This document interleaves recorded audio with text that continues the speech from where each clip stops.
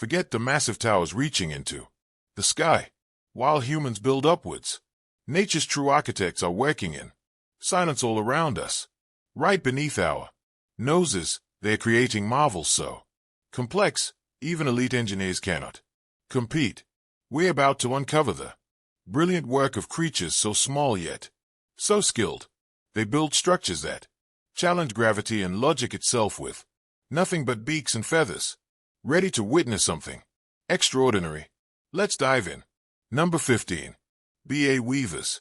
They say nature doesn't have architects, but the Ba weaver proves otherwise. During South Asia's monsoon season, male Ba weavers transform into one bird. Construction crews. Each selects a high, thorny branch above water, somewhere snakes and rats can't reach. Then the weaving begins, using strips of grass or palm fibers, each one about 20 to 60 centimeters long.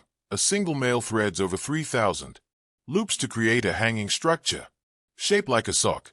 The nest starts small, reaching its helmet stage after 8 days. Then comes the marketing.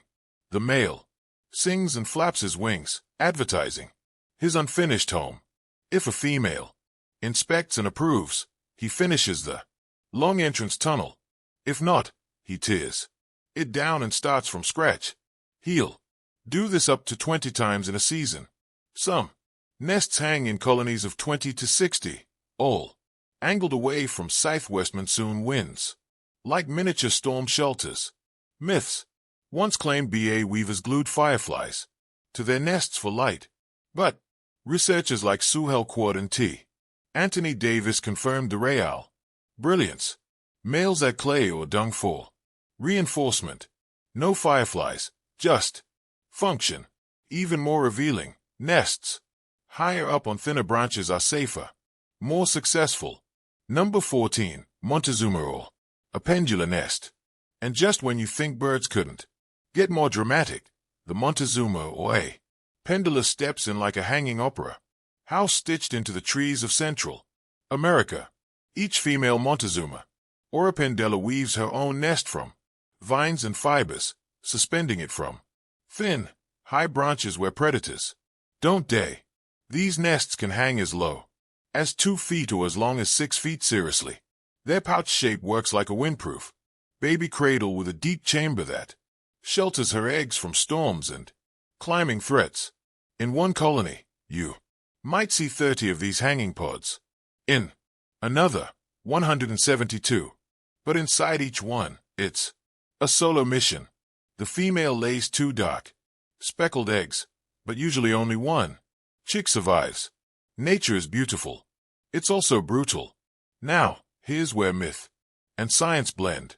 Local legend says oropendolas build near hornet nests for protection.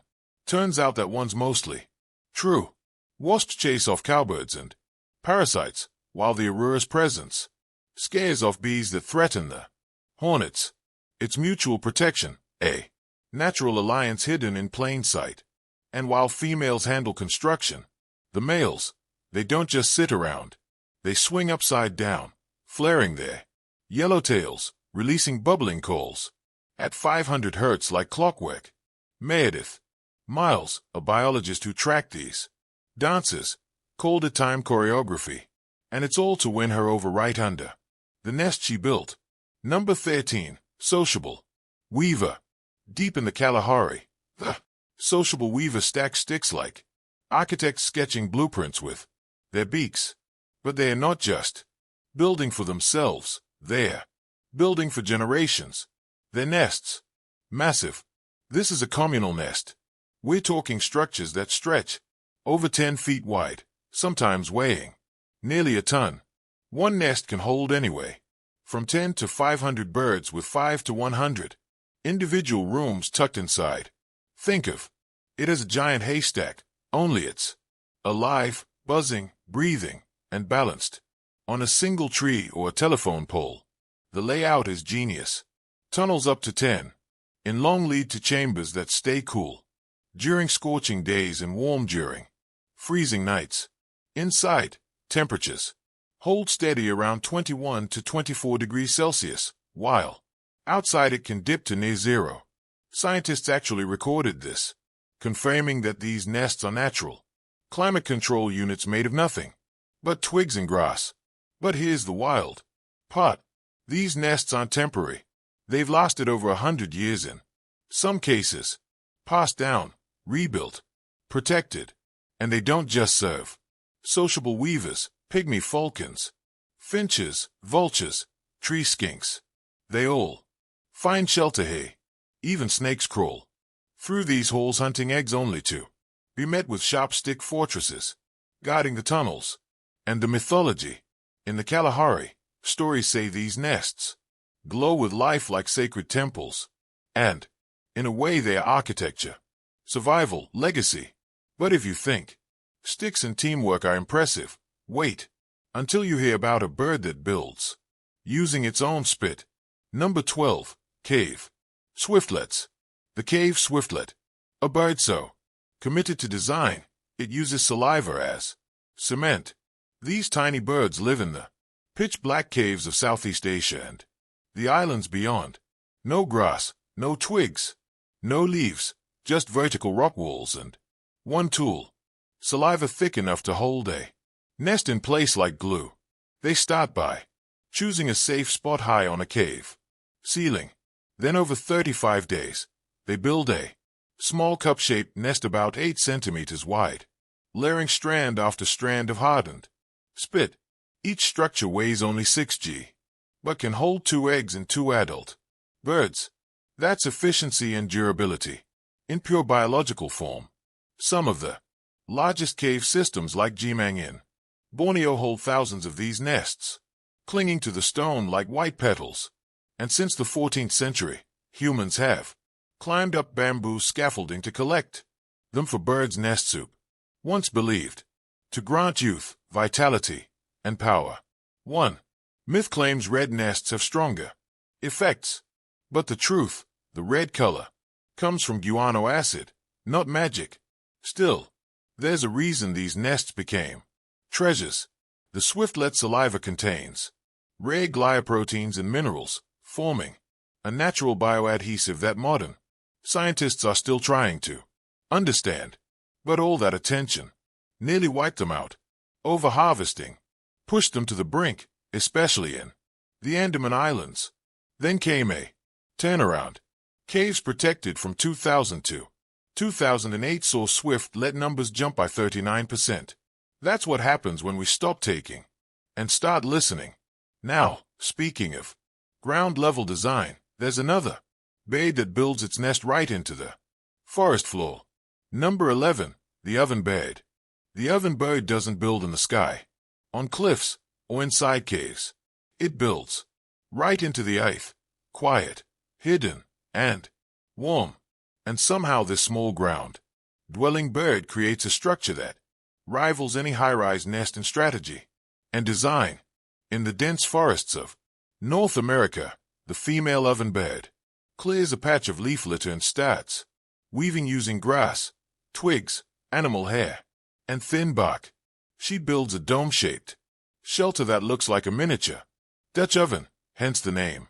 It takes her about 5 days to finish the curved structure, which stands around 13 centimeters tall and 23 centimeters wide. Inside, a snug cup, just wide enough for her speckled eggs. What makes the nest so clever is the hidden entrance on the side, usually facing downhill. That angle, combined with its camouflage in the underbrush, keeps snakes and chipmunks from spotting it from above. When a predator does get too close, the mother pulls off one of nature's greatest decoys, pretending to be injured and luring danger away. She lays 3 to 6 eggs, usually 4 or 5, and after about 11 to 14 days of incubation, the chicks hatch. They leave the nest in just over a week, but stay close under her wing for nearly a month. This nest isn't just a home. It's a sculpture unique in curve, tilt, and material. It said no to ovenbird. Nests are exactly alike. Even poets noticed. Robert Frost wrote of the ovenbird's call and craft back in 1916, and in some Argentine villages, people believe destroying one of these nests will bring drought. So, they treat the Ovenbirds home as a good luck charm and sometimes even build their own homes nearby. But from forest floor to sky-high colonies, now we're heading back into the air where architecture becomes collective and mud is the main tool. Number 10. Cliff swallows. Enter the cliff swallow, one of the world's best communal architects. This little bird doesn't build alone. It brings the whole neighborhood using up to 200 mud pellets, each one carried in its beak from stream beds and puddles. The cliff swallow shapes an inverted, a hanging pod of clay with a long, narrow entrance tunnel. Each finished nest is about 8 in wide and 4 in tall with thick walls that insulate against heat and protect from predators.